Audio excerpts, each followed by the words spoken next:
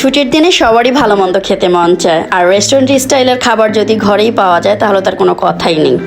আসসালামু আলাইকুম viewers, Shahanaz BD food ব্লগে সবাইকে শুভেচ্ছা জানিয়ে শুরু করছি আমার আজকের রেসিপি। আজকে আমি ঘরোয়া পদ্ধতিতে অল্প কিছু মশলা দিয়ে আপনাদেরকে রেস্টুরেন্ট স্টাইলে চিকেন বিরিয়ানি করে দেখাবো। তাহলে চলুন ভিডিওটি এক নজরে দেখে নিই।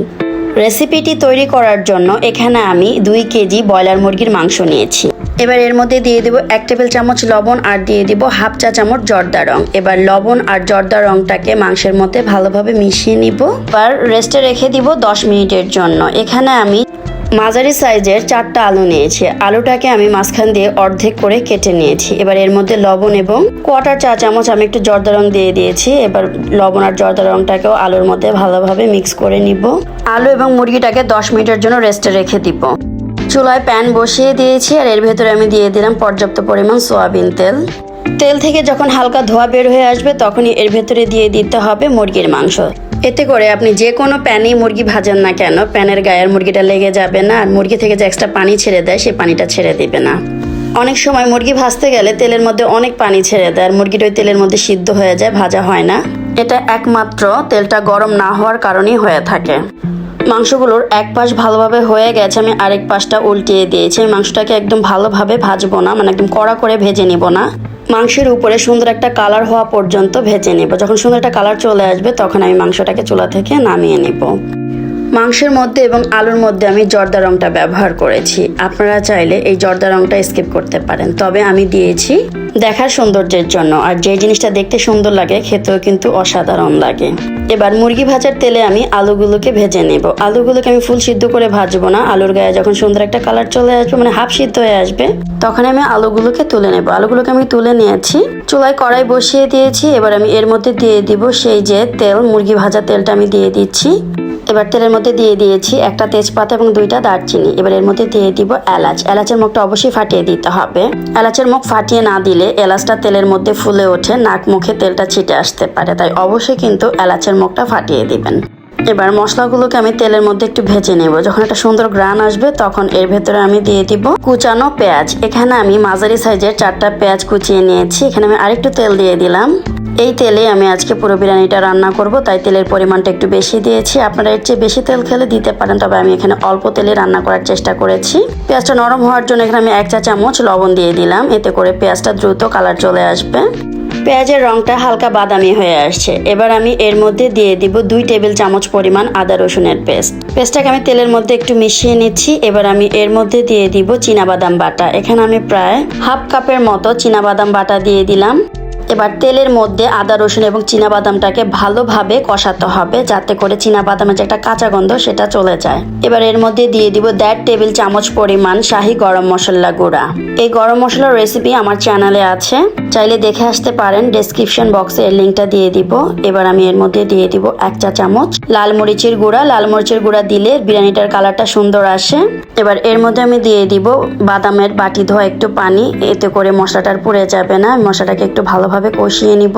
যেহেতু এখানে চীনাবাদাম দেওয়া হয়েছে তাই অবশ্যই কিন্তু ভালোভাবে মশলাটাকে কষাতে হবে, যাতে করে বাদামের কাঁচা গন্ধ না থাকে। এবার আমি এর মধ্যে দিয়ে দিব কাঁচামরিচ। কাঁচামরিচটাকে আমি মাঝখান দিয়ে ফালি করে নিয়েছি। এতে করে ঝালটা দ্রুত বের হয়ে যাবে। বিরিয়ানিতে আপনারা ঝাল কতটুকু খাবেন সেই অনুযায়ী কিন্তু মরিচের ব্যবহারটা করতে হবে। মশলাটা ভালোভাবে কষানো হয়ে গেছে। এবার আমি এর মধ্যে দিয়ে দিব ভেজে রাখা মুরগির মাংস। এর সাথে দিয়ে দিব ভেজে রাখা আলুগুলোকে। ভাজার সময় আলুগুলোকে আমি পুরোপুরি সিদ্ধ করে নেইনি, তাই আলুগুলোকে মুরগির মধ্যে দিয়ে দিলাম। এতে করে আলু মুরগি ভালোভাবে সিদ্ধ হয়ে যাবে। এবার এর মধ্যে হালকা পানি দিয়ে আমি মুরগিটাকে ভালোভাবে রান্না করে নিব।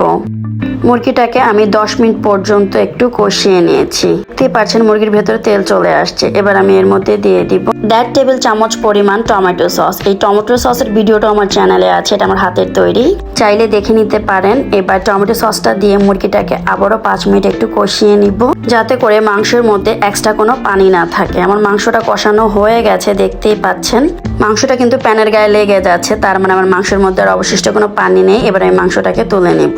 অনেকেই আছে যে বিরিয়ানিটাই মাংসের মধ্যেই রান্না করে, এই চাল দিয়ে তারপর রান্না করে ফেলে। আমি আজকে একটু অন্যভাবে আপনাদেরকে শর্টকাট পদ্ধতিতে রান্না করে দেখানোর চেষ্টা করেছি, কারণ যারা নতুন রাঁধুনি আছেন তারা যদি আমার এই পদ্ধতিতে রান্না করেন, ইনশাল্লাহ আপনাদের বিরিয়ানিটা হবে ঝরঝর এবং পারফেক্ট। পানির মাপটা কিন্তু ঠিক থাকবে।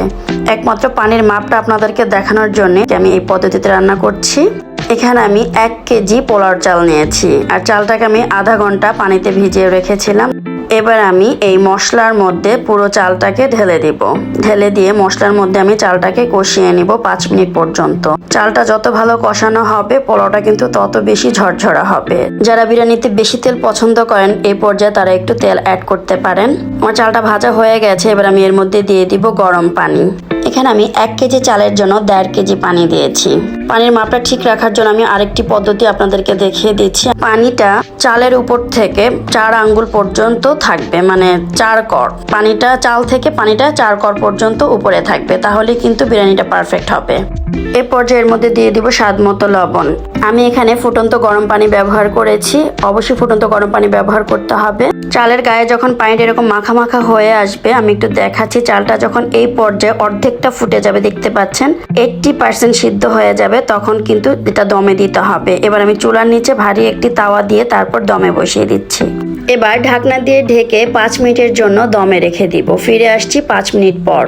5 মিনিট পর চলে এলাম। এবার আমি চালটাকে আলতো হাতে উল্টিয়ে দিব। নিচের চালটাকে উপরে দিব আর উপরের চালটাকে নিচে দিব, এতে করে দুই পাশই ভালোভাবে সেদ্ধ হবে। আমি মাঝখানটাকে একটু ফাঁক করে নিয়েছি। এবার আমি এর মধ্যে দিয়ে দিব কষানো আলু আর মুরগিটা, দিয়ে আমি দমে চাপিয়ে দিব। এবার আমি চালটাকে দিয়ে ঢেকে ভালোভাবে দমে বসিয়ে দিব। এ সময় কিন্তু অবশ্যই নিচের চালটা উপরে দিতে হবে, যাতে চালের দুই পাশই ভালোভাবে সিদ্ধ হয়। এবার আমি এর মধ্যে দিয়ে দিব একটু জর্দা রং। এটা দেখার সৌন্দর্যের জন্য দিচ্ছি, আপনারা চাইলে স্কিপ করতে পারেন। এবার সুন্দর একটা গ্রানের জন্য এর ভেতরে আমি দিয়ে দিলাম 1 চা চামচ কেওড়া জল আর দিয়ে দিলাম 1 চা চামচ গোলাপ জল, এতে করে ফ্লেভারটা খুব সুন্দর আসবে। যারা পছন্দ করেন না তারা স্কিপ করতে পারেন। এবার ঢেকে রান্না করব আরো 5 মিনিট।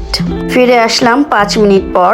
এবার আমি একটু উল্টিয়ে দেখাচ্ছি আমার চালটা কেমন সিদ্ধ হয়েছে। আমার চালটা খুব সুন্দরভাবে সিদ্ধ হয়ে গেছে, দেখতেই পাচ্ছেন পুরো চালটা সুন্দরভাবে সিদ্ধ হয়েছে, চালটা ঝরঝরা হয়েছে। আমি একটু কাছ থেকে আপনাদেরকে দেখাচ্ছি, দেখেন চালটা একদম পারফেক্ট ভাবে সিদ্ধ হয়েছে, একটু মাঝে কাঁচা নেই। আমি চেষ্টা করেছি খুব সহজভাবে আপনাদেরকে আজকে বিরিয়ানি রান্নাটা দেখানোর জন্য, জানি না কতটুকু সফল হয়েছি। এইভাবে বিরিয়ানি রান্না করলে পানি বেশি হওয়ার কোনো চান্স থাকে না, অল্প সময়ে খুব সুন্দরভাবে বিরিয়ানিটা রান্না করা যায়। আশা করছি আমার আজকের বিরিয়ানির রেসিপিটা আপনাদের সবার ভালো লাগবে। ভালো লেগে থাকলে প্লিজ ছোট্ট একটা লাইক দিয়ে দিবেন আর আমার চ্যানেলটিকে সাবস্ক্রাইব করে আমার পাশেই থাকবেন। আবারও চলে আসবো নতুন কোনো রেসিপি নিয়ে। সে পর্যন্ত সবাই খুব ভালো থাকবেন, সুস্থ থাকবেন, নিরাপদে থাকবেন। আল্লাহ হাফেজ।